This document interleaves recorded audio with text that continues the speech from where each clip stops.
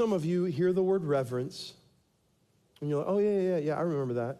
It was when I was growing up, and my grandparents or my parents said that I needed to wear my Sunday best. So that's reverence. You know, we come to church and we wear our tie, and so what's like I'm behind, right? Some of us learned that, like reverence was about external. I want to make really, really clear, God is fighting for hearts, not slacks. And listen, okay, some of you have never been broken of that bondage of appearance.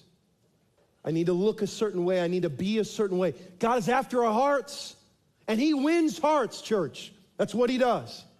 And so reverence are hearts that have been wrought with the King of glory, and then our only response is a life of worship. Are we together?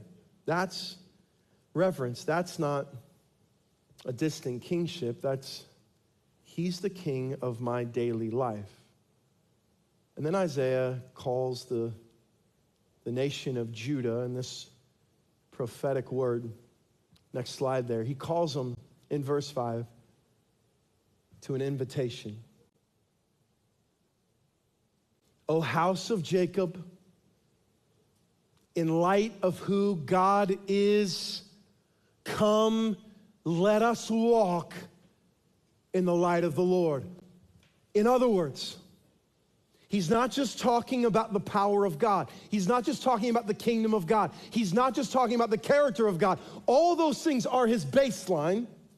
And then he's saying, if God is who he is, then we must respond. In other words, with the hope of the future, we must deal seriously with God in the present.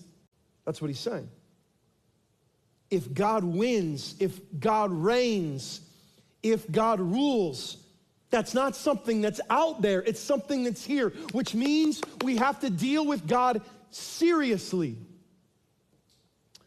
And again, I'm not saying joylessly.